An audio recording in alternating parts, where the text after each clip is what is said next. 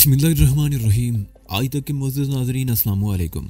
अब किस 76 मुलाहिज़ा फरमाएं। 15 मिनट बाद हम दोनों बेसुध पड़े एक दूसरे की तरफ देखते रहे और फिर एक मायूस सी आवाज़ सुनकर मैं चौंक गया।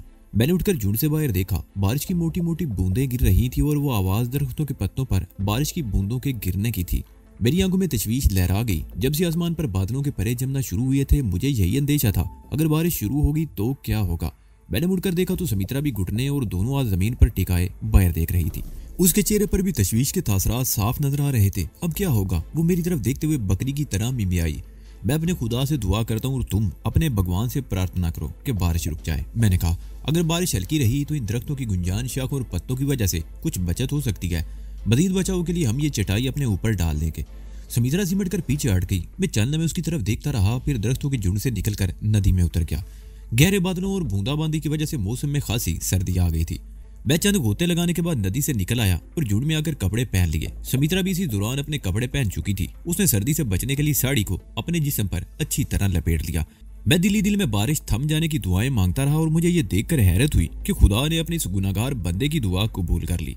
आसमान से पानी की बूंदें गिरना बंद हो गई। बेशक मेरा अल्लाह बड़ा रहीम व करीम है, गुनाहगारों की भी सुनता है। आसमान पर गहरे बादलों की वजह से फिजा में अंधेरा सा हो गया था। मुझे वक्त का अंदाजा नहीं था, लेकिन ये बात जरूर कह सकता था कि दिन के 11 बजे मैं नींद की वादी में उतरा था और काफी देर सोया था, क्योंकि आंख खुलने के बाद मेरे दिमाग पर नींद का खुमार नहीं था, जिसका मतलब था कि कई घंटे सोया था, जिससे मेरी नींद पूरी हो चुकी थी और मेरे ख्याल में अब शाम होने के करीब थी।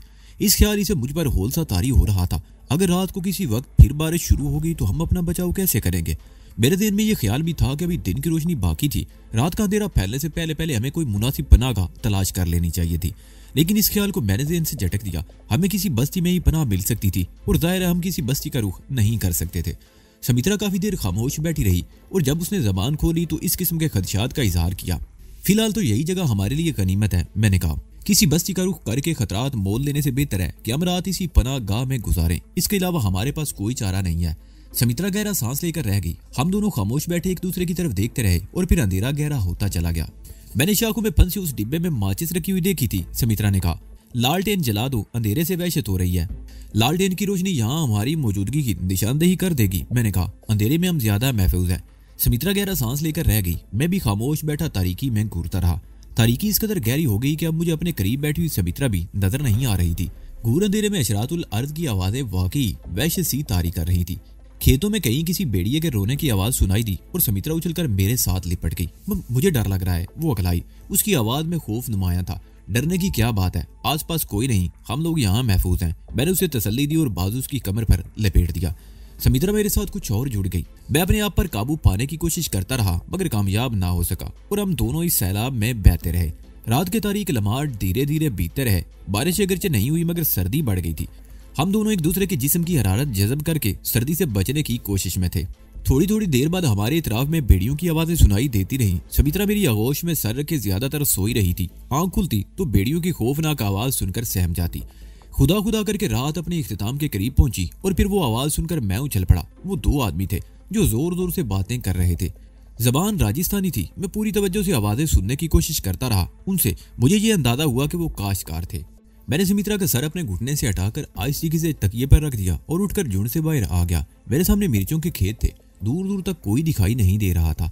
बाईं तरफ ऊंची फसलें थी और वो आवाजें उसी तरफ से आ रही थी। मैं खेत में घुस गया और मोहतात अंदाज में पौधों में चलता रहा। यह खासा बड़ा खेत था। इसके दूसरे किनारे पर पहुंचकर मैं रुक गया और फिर मेरी आंखों में चमक सी उभर आई। उस खेत से आगे मवेशियों के चारे के 3-4 खेत थे और उनकी परली तरफ झोंपड़ा नुमा एक मकान बना हुआ था, जिसके सामने 3 बकरियां बंधी हुई थी और उनके करीब ही छोटे पहियों वाली एक बैलगाड़ी भी खड़ी थी, लेकिन कोई बैल वगैरह नजर नहीं आ रहा था। वो आदमी खेत में चारा काट रहे थे। पहले तो मैं यही समझा कि वो अपनी बकरियों के लिए चारा काट रहे हैं, लेकिन कटे हुए चारे की छोटी छोटी ढेरियां देखकर मुझे अंदाजा लगाने में दुश्वारी पेश नहीं आई कि वो चारा मंडी ले जाएंगे। मुझे बड़ी हैरत थी। इनका झोंपड़ा हमसे सिर्फ एक खेत के फासले पर था और हम रात भर पड़े नीम के दरख्तों के झुंड में सर्दी से ठिठुरते रहे थे। कल अगर हमें दरख्तों का वो झुंड नजर ना आता तो हम इस मकान तक पहुंच चुके होते। मैं कभी चारा काटते हुए उन काश्तकारों को देखता और कभी उस झोंपड़ा नुमा मकान की तरफ देखने लगा। उस मकान के आसपास कोई नजर नहीं आया। मैं अभी तक कोई फैसला नहीं कर सका था कि आगे बढ़कर उन काश्तकारों से राब्ता करना चाहिए या नहीं। मैं भी ये सब कुछ सोच ही रहा था कि एक नुसवानी चीख सुनकर मैं चौंक गया। चीख की आवाज दरख्तों के झुंड की तरफ से आई थी और जाहिर है चीखने की वो आवाज सुमित्रा के अलावा और किसकी हो सकती थी। वो दोनों काश्तकार भी अपना काम छोड़कर उस तरफ देखने लगे। उसी लम्हे चीखने की आवाज दोबारा सुनाई दी। वो दोनों उठकर खड़े हो गए। दोनों के हाथों में लंबी लंबी खम खाती हुई दरांतियां थी। मैंने मुड़कर झुंड की तरफ दौड़ लगा दी। पौधों को इधर उधर हटाता हुआ तेजी से दौड़ता रहा। मेरे दिल में तरह तरह के वसवसे उभर रहे थे। क्या पुलिस इस तरफ पहुंच गई थी? लेकिन फिर यह ख्याल देन से झटक दिया, अगर पुलिस वाले होते तो इस कदर खामोशी ना होती। फायरिंग से इलाका गूंज उठा था। हो सकता है कोई और आदमी इस तरफ निकल आया हो जिसने सुमित्रा को माले गनीमत समझकर उस पर कब्जा करने की कोशिश की हो। मैं खेत से निकलकर नीम के दरख्तों के झुंड के सामने पहुंच गया। झुंड के अंदर ऐसी आवाज सुनाई दे रही थी जैसे दो आदमी एक दूसरे से गुत्थम गुत्था हो रहे थे। बिल्ली जैसी गुर्राटों की आवाजें सुनाई दे रही थी। पिस्तौल मेरे हाथ में था। मैं झाड़ियां फलांगता हुआ झुंड में दाखिल हो गया और फिर मुझे ज़हनी तौर पर एक जोरदार झटका लगा। वो एक लंबी तड़ंगी औरत थी जिसने सुमित्रा को दबोच रखा था। सुमित्रा वैसे भी दान पान सी औरत थी। उस औरत के मुकाबले में तो वो बहुत कम तर लग रही थी। उस औरत ने भी राजस्थानी लिबास पहन रखा था, मगर दींगा मुश्ती की वजह से दोनों के लिबास बेतरतीब थे और वो बरहना हो रही थी। उस औरत ने सुमित्रा को बालों से जकड़ रखा था, जबकि उसके बाल भी सुमित्रा की गिरफ्त में थे। उन दोनों की टांगे भी एक दूसरे में उलझी हुई थी। ए, कौन हो तुम? छोड़ दो इसे, मैंने चीख कर कहा और सुमित्रा को उसकी गिरफ्त से छुड़ाने की कोशिश करने लगा। खेतों की तरफ से उन दोनों किसानों की शोर मचाने की आवाजें भी सुनाई दे रही थी और वो भी किसी लम्हे यहाँ पहुंचने वाले थे। सुमित्रा के बालों पर उस औरत की गिरफ्त मजबूत थी। वो जोर जोर से झटके भी दे रही थी। ये तो मैं समझ गया कि ये औरत भी उन किसानों की साथी थी। मैं उस पर सख्ती नहीं करना चाहता था क्योंकि मैं उन लोगों से काम लेना चाहता था।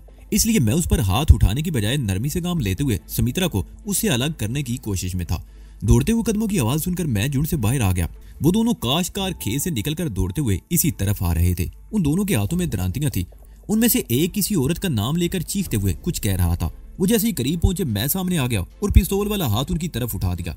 वो दोनों एक झटके से रुक गए। उनके चेहरों पर वहशत सी उभर आई। देखो, मैंने बारी बारी उनकी तरफ देखते हुए कहा, वो यकीनन तुम्हारी औरत है। वो किसी गलतफहमी की वजह से मेरी पत्नी को मार रही है। उसे छुड़ाओ, हम बाद में बात करेंगे। तुम कौन हो भैया? उनमें से एक ने कहा। हम परदेसी हैं, दोस्त समझो हमें, मैंने कहा। लेकिन अगर दुश्मनी करोगे तो घाटे में रहोगे। वो दोनों चंद में मेरी तरफ देखते रहे। फिर उनमें से एक दौड़ता हुआ झुंड में घुस गया और सुमित्रा को उस औरत के शिकंजे से छुड़ाने की कोशिश करने लगा। उसकी चीखती हुई आवाजें भी सुनाई दे रही थी। वो लता का नाम ले लेकर चीख रहा था। मुझे पता चल गया कि उस औरत का नाम लता था। मैं झोंपड़े में दाखिल हुआ तो सुमित्रा को उस औरत से निजात मिल चुकी थी। वो बेहद खौफजदा थी। दींगा मुश्ती में उसके कपड़े फट गए थे। वो दौड़कर मुझसे लिपट गई। दूसरे आदमी ने लता को संभाल लिया। वो अब भी चीख रही थी। उसका मर्द उसे बड़ी मुश्किल से ठंडा कर सका और फिर यह दिलचस्प इंकिशाफ हुआ कि लता घूमती उस तरफ आ गई थी। उसने झुंड में एक औरत को सोते हुए देखा तो उसे कंधे से पकड़कर जगाने लगी। सुमित्रा गड़बड़ाकर उठ गई। वो न जाने क्या समझी, उसने लता को जोरदार थप्पड़ रसीद कर दिया और फिर लता ने भी उस पर हाथ उठा दिया। इस तरह उन दोनों में बाकायदा जंग छिड़ गई। तुम कौन हो भैया? कहाँ से आए हो और इस जगह कैसे पहुंच गए हो? लता के पति संग्राम ने पूछा। हम परदेसी हैं, खतीन से कोटपतली की तरफ जा रहे थे। बोलकर कच्चे रास्ते पर निकल आए, मगर हमें डाकुओं ने घेर लिया। हम बड़ी मुश्किल से जान बचाकर वहां से भाग निकलने में कामयाब हुए। रात को हम यहाँ पहुंच गए। रात हम सर्दी में ठिठुरते रहे। मैं चंद लम्हों को खामोश हुआ, फिर बात जारी रखते हुए बोला, यकीन करो हम अच्छे लोग हैं, तुम्हारे दोस्त हैं। अगर तुम हमारी मदद करो तो हम तुम्हें माकूल मुआवजा देंगे। वो लोग हमें अपने मकान में ले आए। सुमित्रा ने दींगा मुश्ती में लता के कपड़े भी फाड़ दिए थे और उसका राजस्थानी लिबास वैसे भी मुख्तसर था। कपड़े फट जाने से उसका बदन कुछ और नुमायां हो गया। मैं रास्ता चलते हुए कनखियों से बार बार उसकी तरफ देख रहा था। लता की उम्र 35 के लगभग रही होगी। दराद कमद, कुदाद जिस्म और रंगत अगरचे किसी कदर सांवली थी, लेकिन चेहरे के नकूश बड़े गजब के थे। मकान पर पहुंचकर लता ने अपने कपड़ों का एक जोड़ा सुमित्रा को भी दे दिया। ये कपड़े सुमित्रा के जिस्म पर अगरचे खासे ढीले थे, लेकिन फटे हुए कपड़ों से तो काफी बेहतर थे। उन्होंने सबसे पहले हमें खाना खिलाया और फिर बकरी के दूध की चाय बना कर दी। मैं मुख्तलिफ तरीकों से उससे मालूमात हासिल करने की कोशिश करता रहा और ये बात मेरे लिए इत्मीनान बख्श साबित हुई कि वो लोग गुज़िश्ता रोज पुलिस की कार्रवाई के बारे में कुछ नहीं जानते थे। दरअसल वो जगह यहाँ से बहुत दूर थी। गुज़िश्ता रोज उन्होंने फायरिंग की हल्की सी आवाज तो सुनी थी, लेकिन उन्हें इस सिलसिले में ज्यादा तजस्सुस नहीं था क्योंकि इस इलाके में डाकू वारदातें करते ही रहते थे। वहाँ करीब में कोई ऐसी बस्ती भी नहीं थी और ये बात मेरे लिए उम्मीद अफजा थी कि यहाँ किसी की मुदाखलत का अंदेशा नहीं था। संग्राम और विजय दोनों भाई थे। लता संग्राम की पत्नी थी। यह जमीन उन्होंने ठेके पर ले रखी थी और इनकी राइश भी इसी मकान में थी। संग्राम मवेशियों का चारा काटकर मंडी ले जाता था। उन्होंने मेरी कहानी पर यकीन कर लिया था। लता और सुमित्रा में भी दोस्ती हो गई। मैंने कुछ नोट संग्राम के हाथ में थमा दिए। वो खुश हो गया और फिर वो दोनों भाई हमारी तजवीज पर अमल करने को भी तैयार हो गए। मेरी तजवीज के मुताबिक बैलगाड़ी में लकड़ियां फंसाकर इतनी जगह बनाई गई कि मैं और सुमित्रा आराम से उसमें लेट सकते थे।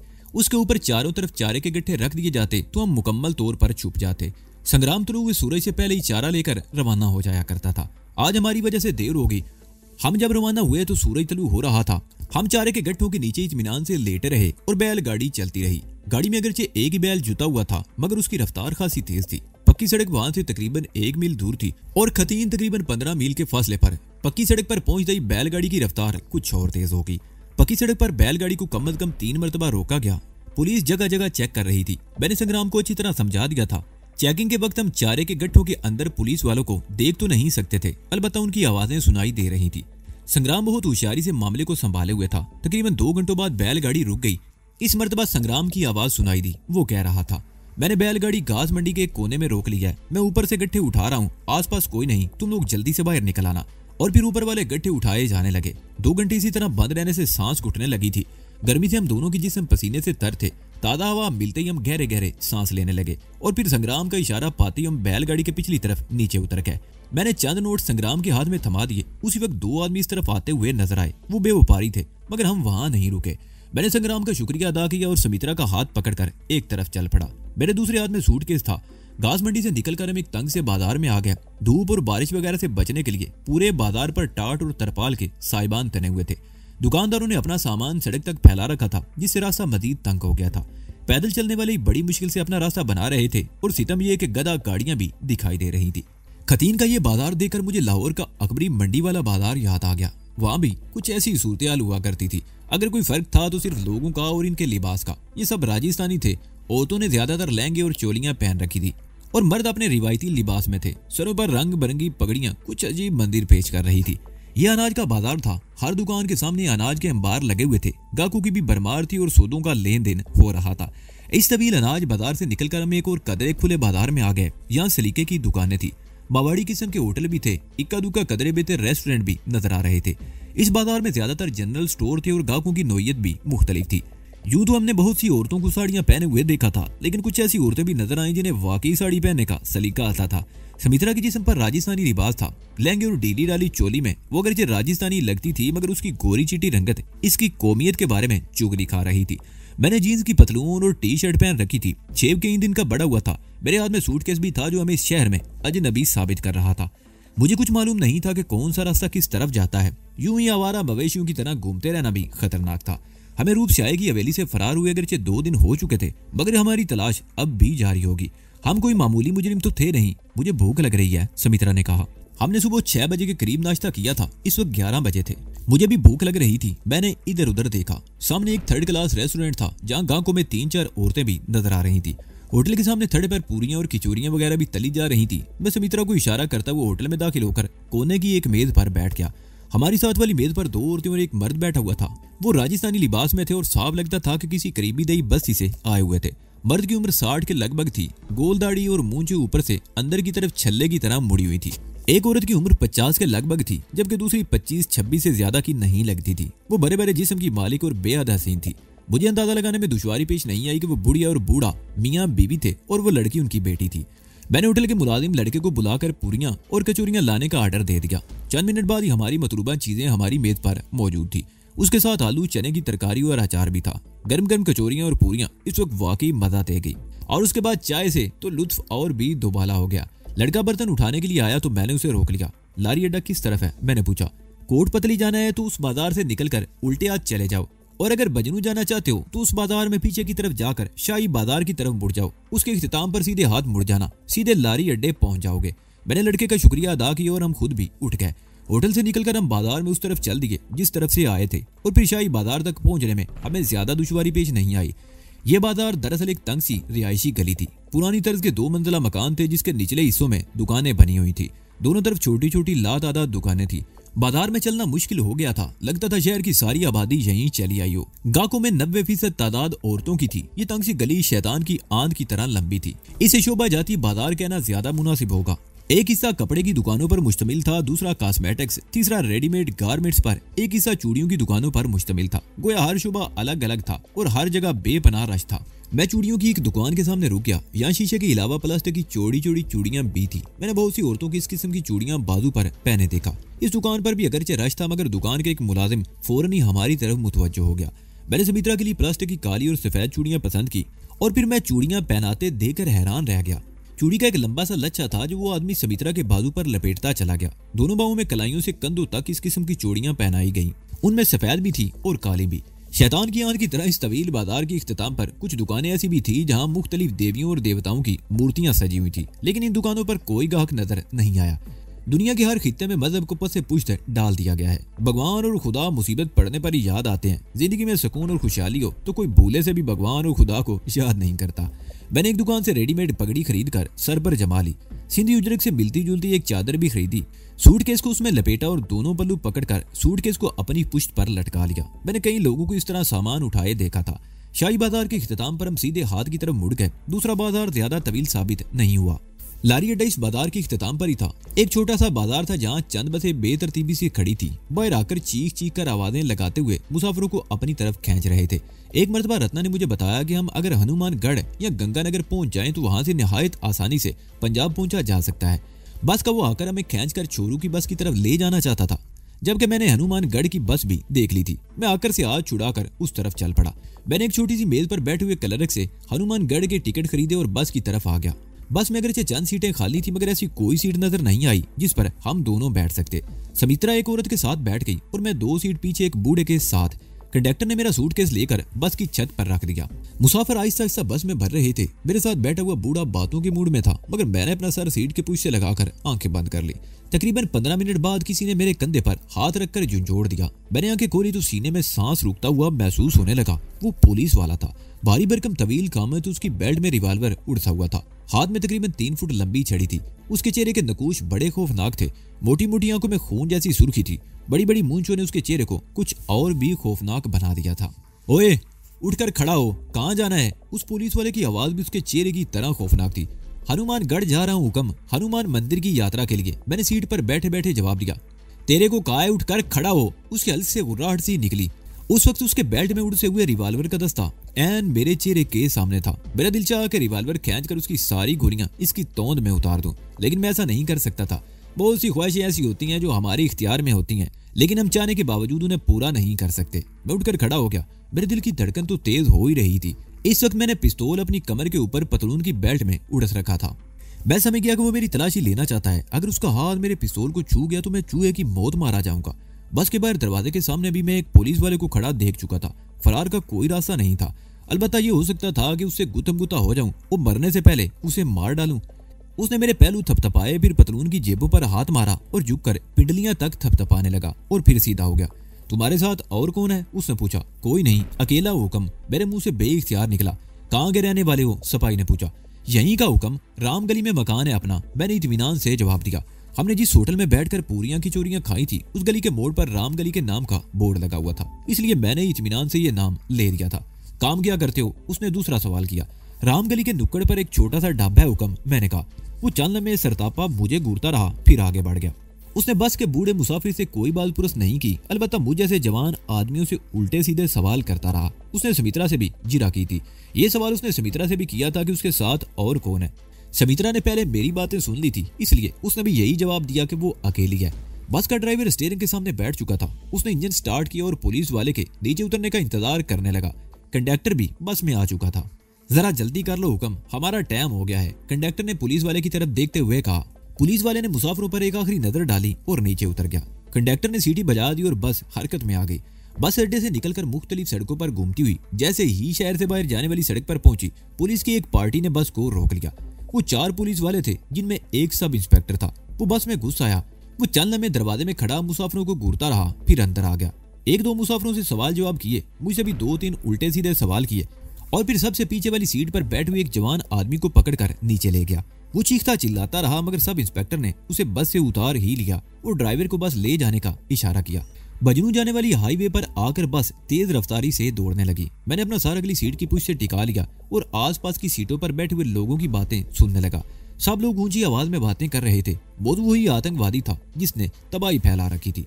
एक नारी तो परसों मारी गई है, एक आदमी बोला। एक बंदा और एक नारी भागन में कामयाब हो गए। पुलिस उन्हीं दोनों को तलाश कर रही है तो वो आतंकवादी, पर है बड़ा जीदार, दूसरे आदमी ने कहा। पुलिस के घेरे तोड़ तोड़ कर भागत रहा है, पर अभी तक पकड़ा ही नहीं दिया। कब तक भागत रहेगा? तीसरे आदमी की आवाज सुनाई दी। पुलिस तो पुलिस होवे ना, पाताल से भी ढूंढ निकालेगी उसे। एक तो आखिर मारी गई ना, वो भी मारे जावेंगे। मैं सीट की पूछगाछ से सर टिकाई उनकी बातें सुनता रहा। उससे मुझे अंदाजा हुआ कि हमारी तलाश जोरों पर थी और रास्ते में भी बस को चेक किया जाएगा। मेरा अंदाजा दुरुस्त निकला। बजनू पहुंचने तक कम से कम 2 जगहों पर बस को रोका गया और हम उन मरहलों से भी खैरियत से गुजर गए। मैं और सुमित्रा एक दूसरे से लाताल्लुकी बैठे रहे। ये बस हनुमान नगर की थी, इसलिए बजनू शहर के अंदरूनी अड्डे की तरफ जाने के बजाय शहर के बाहर वाले अड्डे पर 3-4 मिनट के लिए रुकी और फिर आगे रवाना होगी।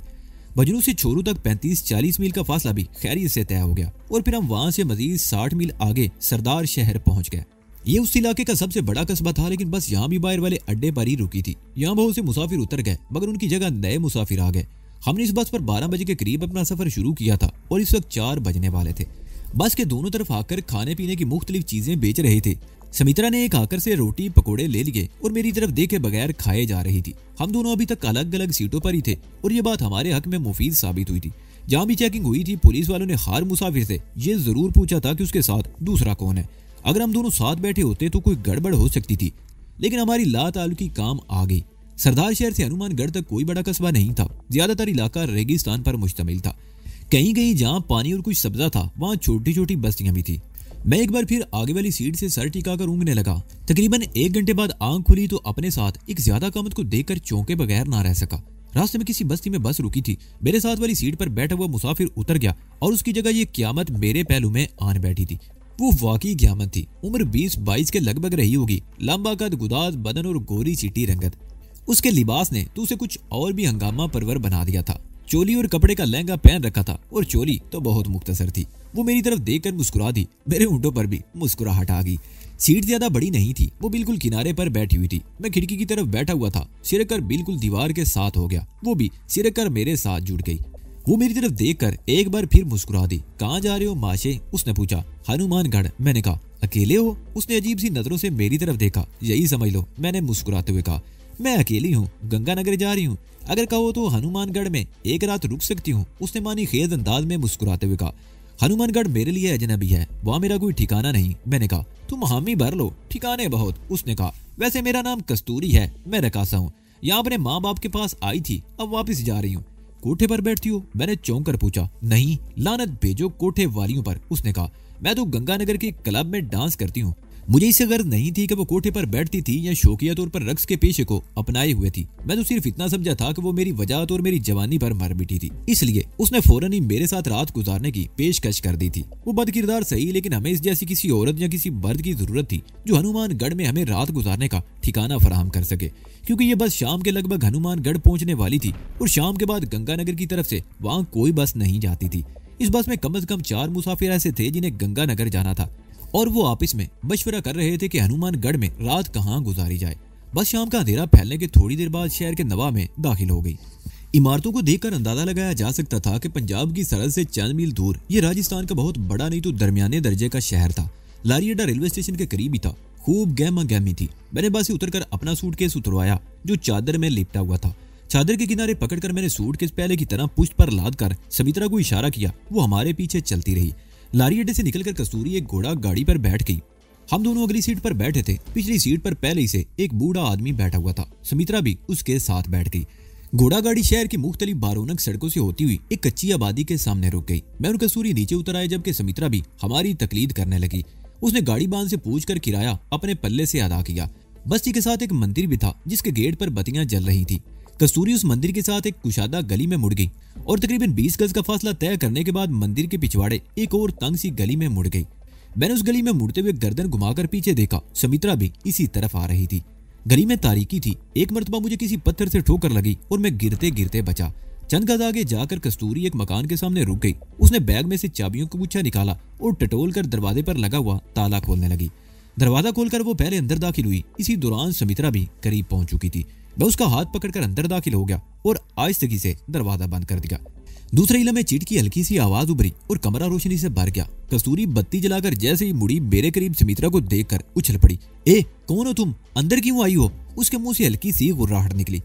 घबराओ नहीं, ये मेरी दोस्त है और तुम्हारी तरह एक मायरे फन रकासा है। मगर तुमने तो कहा था कि तुम अकेले हो। उसने मुझे घूरा। उस वक्त तो मैं अकेला ही था। ये इत्तेफाक से दूसरी सीट पर बैठी हुई थी। बस से उतरकर हमारे पीछे पीछे आ गई तो तुम्हें परेशान होने की जरूरत नहीं।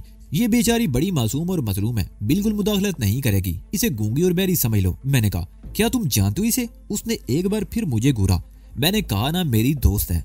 बस में हमें अलग अलग सीटों पर जगह मिली थी, फिर न जाने कब तुम मेरे साथ वाली सीट पर आ गई। दरअसल हमें भी गंगा नगर ही जाना है, रात यहाँ गुजारनी थी, मगर हमारे पास कोई ठिकाना नहीं था। मैंने तुम्हारी पेशकश कबूल की और हम तुम्हारे साथ चले आए। ये लड़की बिल्कुल बेतरर है, तुम जिस मकसद के लिए मुझे यहाँ लाई हुई है उसमें रुकावट नहीं बनेगी। वैसे भी इस मकान के शायद 2 या 3 कमरे हैं, ये कमरे में पड़ी रहेगी।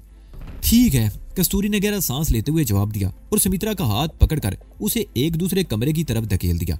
तुम रात उस कमरे में रहोगी, थोड़ी देर में मैं बाजार से भोजन वगैरह ले आऊंगी तो तुम्हें भी खिला दूंगी। आराम से रात भर पड़ी रहना वहां। हम एक और कमरे में आ गए। ये साफ सुथरा कमरा था। बेड पर आरामदेह बिस्तर बिछा हुआ था, फर्श पर दरी बिछी हुई थी और 2 कुर्सियां भी पड़ी हुई थी। आतिशदान के कारंज पर आराइश की चंद और चीजों के अलावा एक अदद हनुमान की पीतल की एक मूर्ति भी रखी हुई थी। बैठो, मैं शंकर को बुलाती हूँ ताकि वो हमारे लिए खाना वगैरह ले आए। कस्तूरी ने एक तरफ कुर्सी की तरफ इशारा किया और खुद बाहर चली गई। उसकी वापसी में 10 मिनट से ज्यादा नहीं लगे। वो मेरे सामने बड़ी बेहिजाबी से पलंग पर बैठ गई। मेरी नजरें बार बार उस तरफ उठ रही थी। कस्तूरी बता रही थी कि वो एक काश्तकार की बेटी है। उसे बचपन ही से नाच गाने का शौक था। जरा बड़ी हुई तो उसने हनुमान गढ़ी के एक गुरु से रक्स और गायकी की बाकायदा तालीम हासिल की। 16 साल की उम्र में उसने सबसे पहले यहीं के हनुमान मंदिर में अपने रक्स का मुजाहरा किया। कुछ अर्सा तक वो मंदिर ही में अपने फन का मुजाहरा करती रही। फिर अपने गरीब माँ बाप की माली इमदाद करने के लिए एक मुकामी होटल में डांस प्रोग्राम करने लगी। मगर मंदिर का पुजारी गुलाब सिंह उसे दोबारा मंदिर में ले आया। उसके कोमल और हसीन बदन को अपने बद्दे और गंदे जिस्म तले रोंता रहा। इसी दौरान वो तय खाने ही में कैद रही थी। गुलाब सिंह पूजा के वक्त मंदिर में होता और वापिस आकर शराब के नशे में धुत होकर उसे बेड़िए की तरह नोचने और बम्बोड़ने लगता। इसी दौरान कस्तूरी ने 1-2 मरतबा तय खाने से भागने की भी कोशिश की, मगर हर मरतबा पकड़ी गई और गुलाब सिंह ने उसे दनक कर रख दिया। गुलाब सिंह ने कई रोज बाद उसे तय खाने से बाहर निकाला और ये धमकी दी कि अगर उसने उसके बारे में जबान खोली तो इसे जिंदा नहीं छोड़ेगा। कस्तूरी कुछ अर्सा बेदिली से मंदिर में रक्स का मुजाहरा करती रही, फिर वहां से भाग निकली। उसने मंदिरों के परोतों और पुजारियों के बारे में बहुत कुछ सुन रखा था, लेकिन उसे कभी यकीन नहीं आया था और जब अपने साथ वो सब कुछ बीती तो उसे धर्म से नफरत होगी। मंदिर से भागकर उसने एक ठाकर के यहाँ पनाह ली। ठाकर बहुत ताकतवर था। गुलाब सिंह में उसका मुकाबला करने की हिम्मत ना थी। अलबत्ता उसे ये खतरा जरूर था कि कस्तूरी उसका राज ना खोल दे।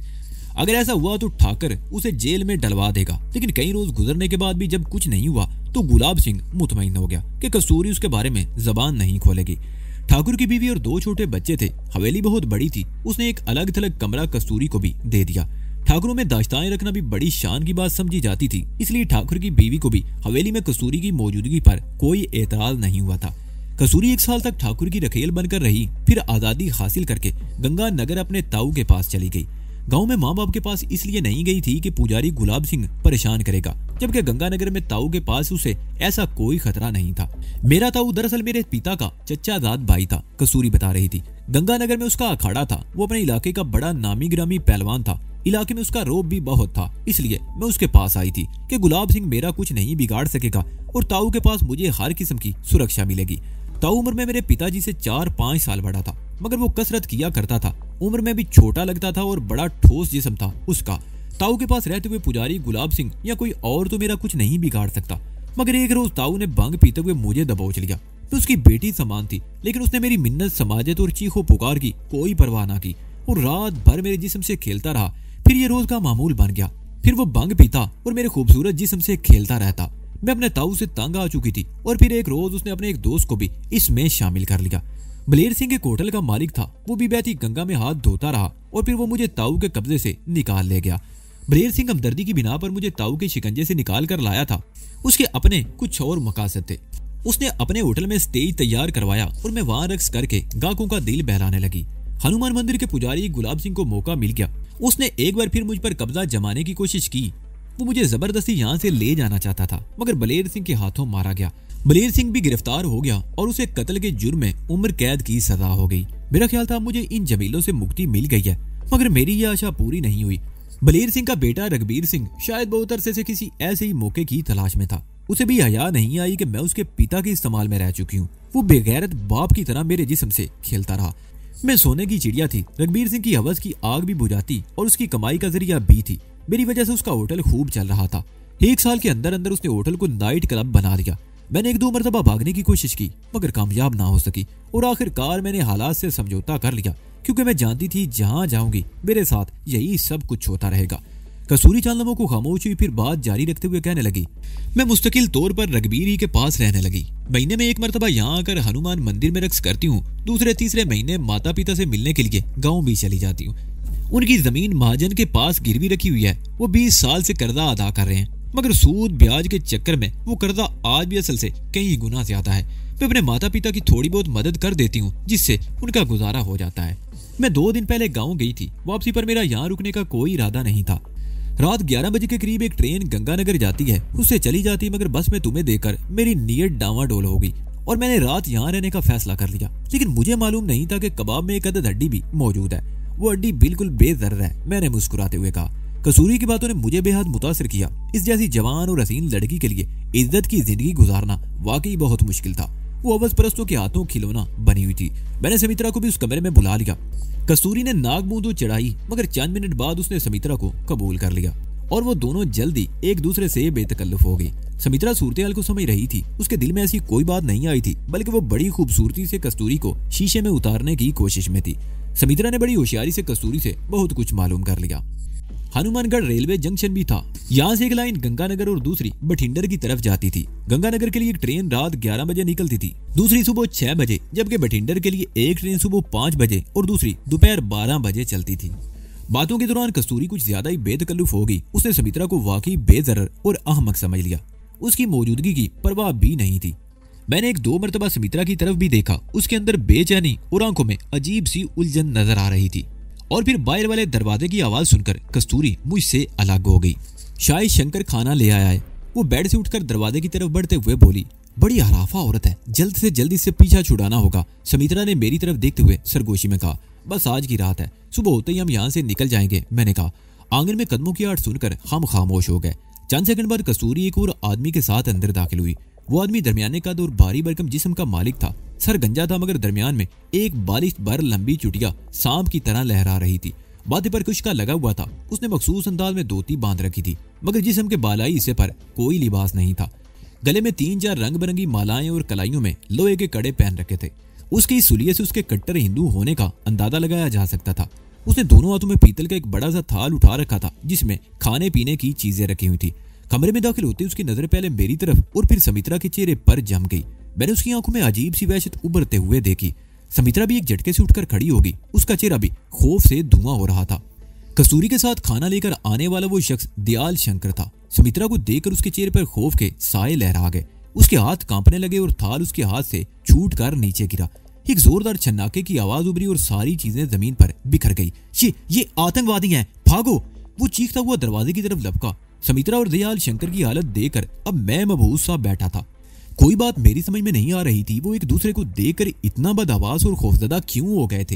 लेकिन जब आतंकवादी दहशतगर्द कहते हुए दरवाजे की तरफ भागा तो मैं भी जैसे होश में आ गया।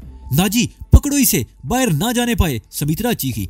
मैं अपनी जगह से उछला और किसी परिंदे की तरह उड़ता हुआ दयाल शंकर से टकराया, लेकिन वो धक्का खाकर भी दरवाजे के बाहर जा गिरा और फिर दूसरे इलमे उसने उठकर बाहर वाले दरवाजे की तरफ दौड़ लगा दी। मैं भी उसके पीछे लपका। दयाल शंकर बैरूनी दरवाजे के करीब पहुंच चुका था। मैंने एक बार फिर छलांग लगा दी और उसके ऊपर गिरा। वो आगे दरवाजे से टकरा गया। मैंने उसकी चुटिया पकड़ ली और उसे जोर जोर से खींचने लगा। वो अपने आप को छुड़ाने की कोशिश में था, मगर मेरी गिरफ्त बहुत मजबूत थी। मैं उसे पूरी कुव्वत से पीछे खींच रहा था ताकि दरवाजे से बाहर ना निकल सके। और फिर मेरे सर पर धमाका हुआ। जरब बड़ी शदीद थी। मेरा दिमाग झुंझुना उठा और फिर मेरा दहन तारीकी में डूबता चला गया।